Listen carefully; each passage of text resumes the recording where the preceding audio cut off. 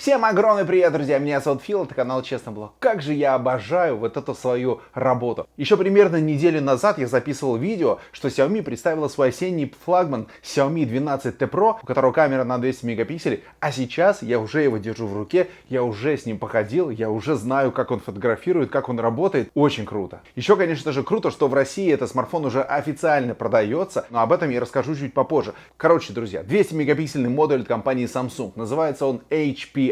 Также новейший процессор Snapdragon 8 Plus Gen 1. Знаете, почему все поклонники компании Xiaomi каждый год ждут именно осени? Не потому, что новый представит iPhone, а потому что осенью представляют новую версию флагмана, но при этом она стоит очень разумных денег. Соответственно, неделю назад показали 12T и 12T Pro. И сегодня я вам рассказываю про 12T Pro. Тут и стереодинамики от Harman Kardon, и зарядка на 120 Вт, и он невероятно быстрый и шустрый, и с новым процессором он не греется, и с тротлингом тоже все очень хорошо. Ну и 200 мегапикселей камера. В общем, давайте я вам расскажу про этот телефон, что он из себя представляет. Меня зовут Фил, это канал Честный Блог. Погнали!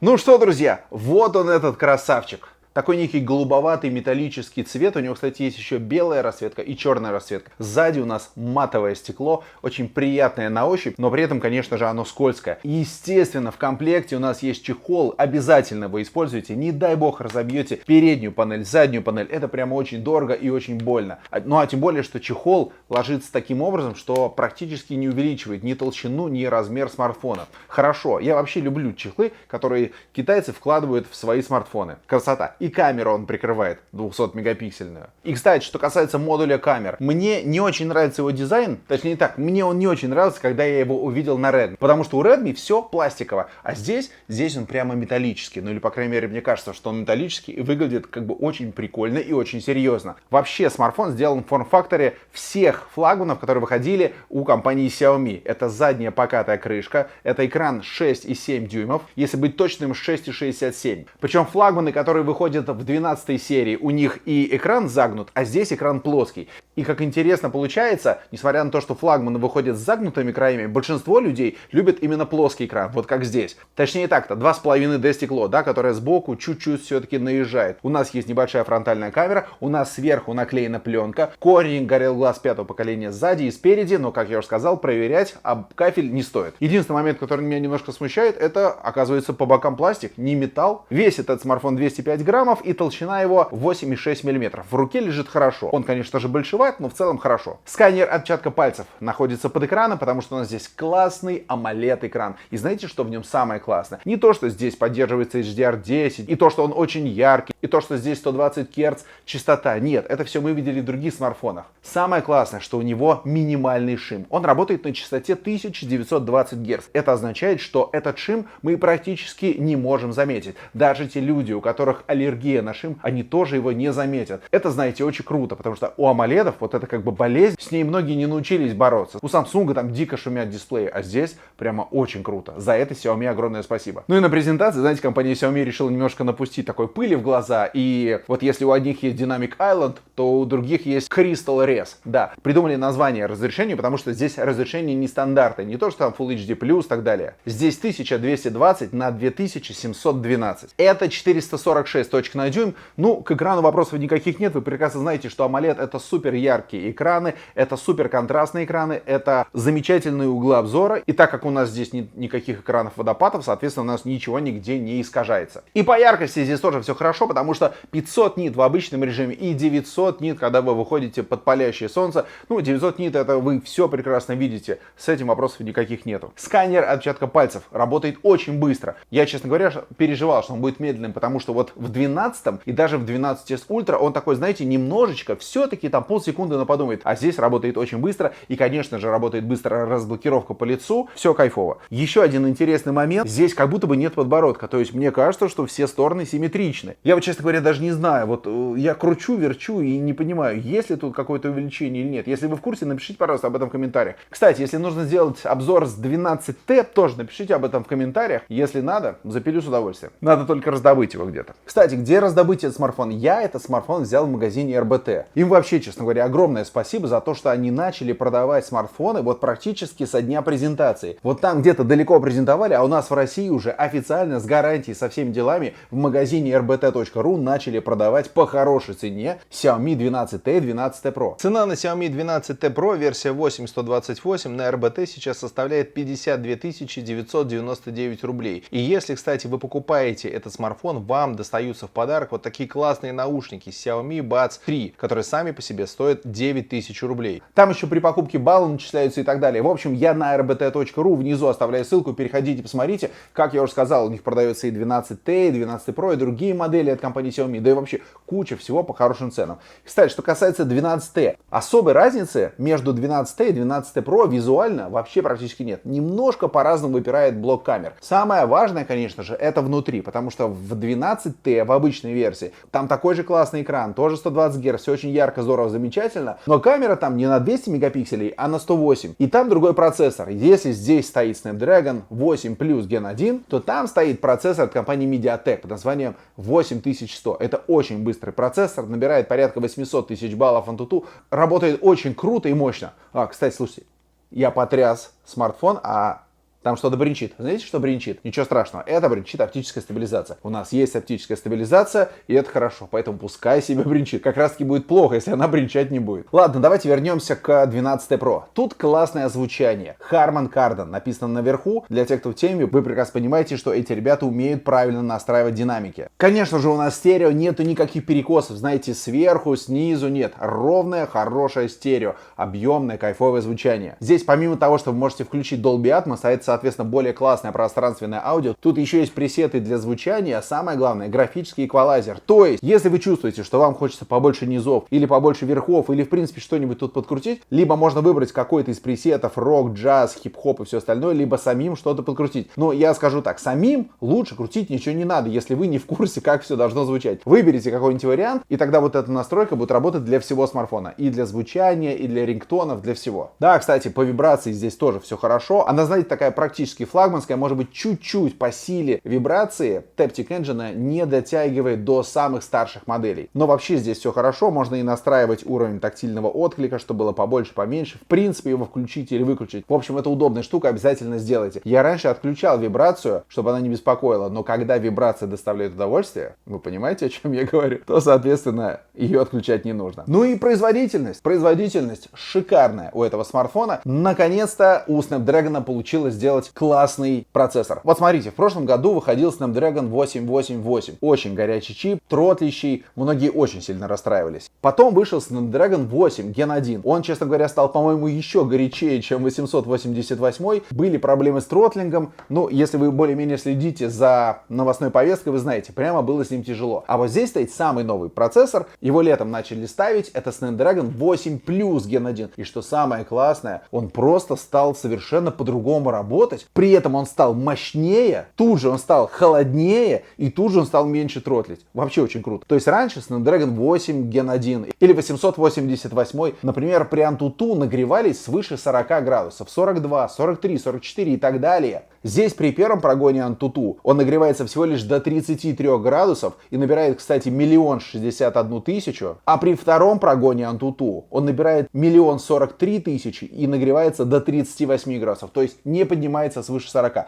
Да, если играть долго в Genshin Impact, не знаю, там час, например, немножко температура поднимется и будет в районе там 40 с лишним градусов, но в любом случае это очень хороший результат, особенно на фоне того, что было раньше. Просто красота. Snapdragon, большие молодцы. А вот сейчас я вам показываю график тротлинга. Да, тротлинг — это когда смартфон очень сильно работает мощно, процессор нагревается, и чтобы он немножечко охладился, происходит сброс частот и, соответственно, потеря мощности. Ну, вот смотрите, по тротлингу видно, что у нас процентов 20 есть потеря мощности, есть даже приседания где-то после 10-й минуты, ну а потом все возвращается. Я могу сказать так, мне кажется, что так как смартфон достаточно новый, то сюда прилетят апдейты, они, конечно же, будут прилетать ежемесячно или там раз в 2 месяца, которые немножечко пофиксят эту историю, потому что я точно вам могу сказать, что Snapdragon 8 Plus Gen 1, а я уже ходил с несколькими смартфонами с этим процессором, там у них вообще был минимальный тротлинг, и самсунговский, там и Asus был, и Red Magic, короче, там с тротлингом вообще все отлично, так что я думаю, что сюда прилетит какой-нибудь апдейт и еще немножко пофиксит, но что я вам могу сказать? Этот вот тротлинг, конечно, он на самом деле на жизни вообще никак не отражается, то есть ты просто пользуешься смартфоном. Он особенно не нагревается, он не фризит, не лагает, ничего с ним не происходит. Xiaomi в этом смартфоне поработали таким образом, что он здорово работает и будет работать еще лучше, потому что смартфон вышел вот только, грубо говоря, неделю назад. Так что если говорить о запасе мощности, точно года на 4, лет на 5 вперед его хватит с лихвой.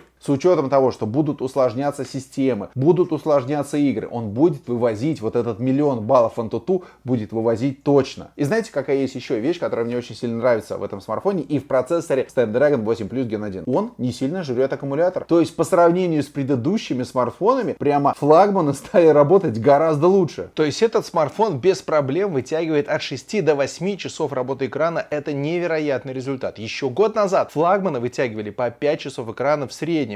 4-5 часов. А здесь 6, 7 и 8 часов работы экрана. Я вам сейчас показываю скриншоты. Это действительно очень крутой прорыв. И этого смартфона вам по большому счету может даже хватить на 2 дня использования. Да, здесь нету беспроводной зарядки. Все-таки одна досталась только флагманской серии. Зато есть реверсивная зарядка. То есть по проводу можете подсоединить другое устройство и зарядить его. С предыдущими флагманами ты часов в 6 вечера, уже когда у тебя остается 15% до конца, ты думаешь, блин, где-то надо обязательно подзарядить смартфон, чтобы он не умер. А тут об этом в целом не нужно задумываться, потому что смартфон доживает. И с учетом того, что у нас зарядка на 120 Вт, вообще хорошо. Знаете, что такое 120 Вт заряд? Ну, нам обещают 19 минут, но по факту это получается 20 с копеечкой. Но все равно 20 минут у тебя от 0 до сотни смартфон заряжается. Мало того, это не как у Apple и Samsung, когда не кладут зарядку в комплект. Нет, здесь все есть, все нормально. Поэтому красота, вообще молодцы. И аккумулятор здесь тоже большой, 5000 мАч.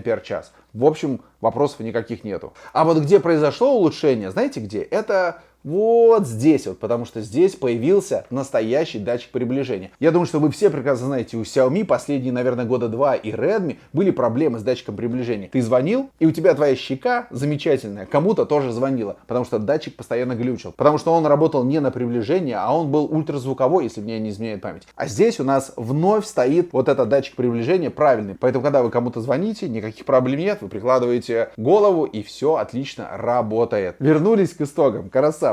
Кстати, что касается версии, у нас есть версия на 8128, 8256 и 12256. Карточку памяти здесь использовать нельзя, но можно использовать 2 сим-карты. Еще важные моменты. Bluetooth версии 5.2, есть поддержка высококачественных кодеков aptX HD, также поддерживается Wi-Fi 6 поколения. Снизу у нас USB Type-C не очень быстрый, версии 2.0. Хотелось бы уже сюда, конечно же, и 3, но Xiaomi, видимо, готовит это на 2023 год. Для поклонников инфракрасного порта, да, он есть вот здесь вот наверху. Соответственно, вы можете управлять своей домашней техникой, кондиционерами, приходить в кафешки, менять на телевизоре программы и так далее. В общем, это развлечение у вас остается. И еще здесь остается развлечение под названием NFC, бесконтактная оплата. Соответственно, вы берете карточку MirPay, устанавливаете сюда, идете, расплачиваетесь, и красота. И еще, кстати, здесь есть какая-никакая влагозащита IP53. Ну, от брызг уж точно вообще никаких проблем не будет. Ну и давайте сейчас я вам расскажу о камере. Значит, здесь стоит камера на 200 мегапикселей от компании Samsung. Она называется HP1. Она была представлена год назад, в сентябре 2021. Также у нас здесь еще сверхширокоугольная камера на 8 мегапикселей и маленькая камера для макро на 2 мегапикселя. Значит, вот эта основная камера обычно фоткает в режиме 12 мегапикселей. Также есть режим на 50 мегапикселей, еще есть вариант на 200 мегапикселей. Также здесь есть специальный портрет. И это похоже на то, что сделала компания Apple. А до этого эта штука встречалась в Mi 11 Ultra. Это когда двойное приближение делается за счет фотографии в 50 мегапикселей. То есть, грубо говоря, эта фотка делается без потери качества. У Apple, соответственно, это 48 мегапикселей. Здесь это это 200 мегапикселей. То есть ты можешь делать двойное приближение за счет увеличения мегапикселей на своей камере. Работает это, честно говоря, неплохо. Я вам хочу сейчас показать фотографии. Это будут ночные фотографии, дневные фотографии и, конечно же, портретики. Потому что мы все-таки чаще всего с вами фотографируем людей. Поэтому нам, конечно же, важна заточенность в плане фото людей. И я вам сейчас еще покажу, как работают вот эти 200 мегапикселей и какая у нас получается разница.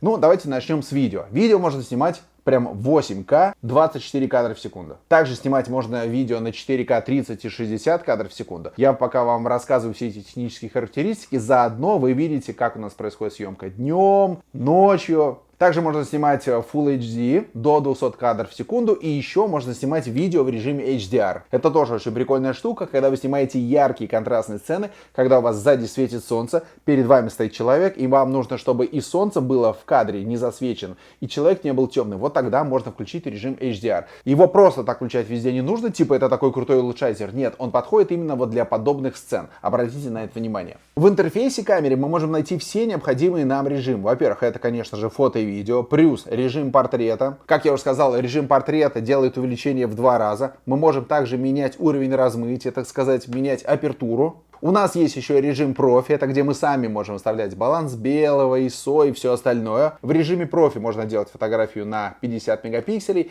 но вот чтобы нам дойти до 200 мегапикселей, нам нужно зайти в режим Ultra HD. Вот если сюда заходим, у нас включается 50 мегапикселей, а вот здесь наверху зачетная надпись 200 мегапикселей. И вот при помощи нее можем делать вот эти невероятные фотографии, которые будут весить по 40 мегабайт. То есть обычно фотография весит там 4, 5, 6 мегабайт, эта фотография будет весить 40 мегабайт. Зачем это нужно, спросите вы? Ну, смотрите, и я вам сейчас покажу несколько примеров, где вот эти 200 мегапикселей это прямо оправдано и все видно, а есть примеры, где не очень понятно, куда эти 200 мегапикселей делись. Ну, давайте сейчас посмотрим вот на этот пейзаж. Во-первых, здесь у нас 200 мегапиксельная фотография против обычного 12 мегапиксельного режима. Здесь у нас и все облака, и красивый мост, и самое высокое в Европе здание, это Лахта-центр. Издалека, если смотреть, то мы разницы особо не увидим. Но когда мы начинаем увеличивать, да, и вот тут мы видим разницу между 12-мегапиксельной фотографией и 200-мегапиксельной фотографией. Гораздо больше деталей, и такую фотографию без проблем можно распечатывать на больших билбордах в виде фотообоев и так далее. И вот здесь, вот здесь, конкретно в этом примере, мы видим разницу между 12 мегапикселями и 200 мегапикселями. Но я вам сейчас покажу фотографию,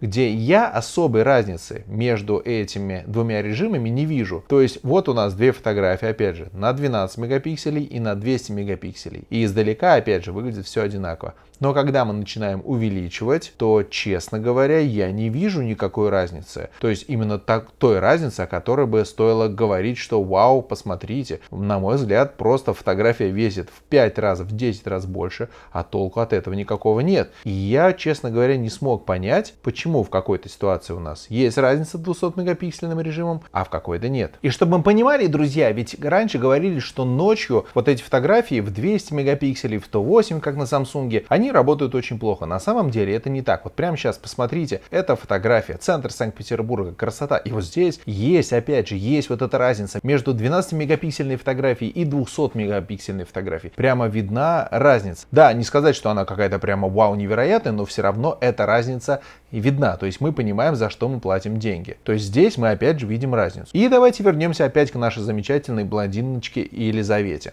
Вот еще одна фотография, где опять же мы сравниваем 12-мегапиксельную и 200-мегапиксельную фотографии. И здесь опять же в режиме 200 мегапикселей мы просто видим какой-то дополнительный набор пикселей, какой-то дополнительный набор информации. У нас фотография опять весит очень-очень много, но результата никакого нету. Ресницы не выглядят круче, чем на 12-мегапиксельной фотографии. И вот я не понимаю, в чем же связь, почему на одной фотографии, на пейзажах у нас получается видеть эти 200 мегапикселей. И это вы смотрели, как работает 200-мегапиксельный режим. А в принципе, если посмотреть, насколько хорошо снимает эта камера в сравнении с другими смартфонами, ну я могу сказать, что вот вам, пожалуйста, Galaxy S22 Ultra, опять фотография Елизаветы, и мне прямо нравится, как снимает Xiaomi, то есть абсолютно на уровне и даже в какие-то моменты интереснее, чем основная камера Samsung. Кстати, на Samsung у нас камера на 108 мегапикселей. Мне нравится, как и лицо выглядит, мне нравится и детализация, мне нравится, как и выглядит цвет кожи, то есть вопросов никаких нету. И если вы приобретете этот смартфон, можете быть уверены, что на основную камеру в портретном режиме вы будете получать классные фотографии, абсолютно на уровне современных флагманов. И знаете что? Я думаю, что я сделаю опыт использования этого смартфона, обязательно сделаю опыт использования спустя там 2-3 недели, чтобы, может быть, прилетел какой-нибудь апдейт, чтобы я более-менее понял, как работают вот эти 200 мегапикселей. Так что обязательно подписывайтесь на канал и не пропустите это видео. Я, кстати, делаю сравнение с другими флагманами. Galaxy S22 Ultra, iPhone 14 Pro, Pixel 6 Pro, я думаю, сравнить. Если нужно что-то из этого сравнить, напишите, пожалуйста, об этом в комментариях, и я с удовольствием запилю такое видео. В общем, что я могу сказать? Смартфон получился классным. За 50 тысяч рублей мы получаем самый мощный процессор, мы получаем кайфовую автономность, мы получаем очень быструю зарядку в 120 Вт, мы получаем славное имя Xiaomi, а это всегда был все-таки топ за свои деньги. Круто работающий смартфон, не лагающий ничего, может он абсолютно все, что вы хотите. Нету только здесь беспроводной зарядки и нету здесь влагозащиты. Все остальное есть. И инфракрасный порт, и стереодинамики, и все. Ну и, конечно же, камера на 200 мегапикселей, которая порой делает просто очень детализированные фотографии. Стоит ли его покупать на фоне других смартфонов? Ну, говорить вам нет, я точно не буду, потому что я не вижу причин его не покупать. Я понимаю, что есть еще другие смартфоны, которые можно тоже купить, которые тоже можно рассмотреть. Но то, что типа не покупайте этот телефон, потому что там это, нет. Его можно купить, он кайфовый. Собственно, на этом все. Я еще раз вставляю ссылку на магазин rbt.ru, в котором можно сейчас приобретать этот смартфон и за 1 рубль к нему еще приобрести наушники Xiaomi Buds 3, которые, кстати, очень прикольно звучат. Все ссылочки будут внизу. Ну а вообще подписывайтесь на мой канал. Здесь я рассказываю правду о гаджетах, которыми пользуюсь. Берегите себя и своих близких. Меня зовут Фил, это Честный Блог. Не болейте, все счастливые. Пока.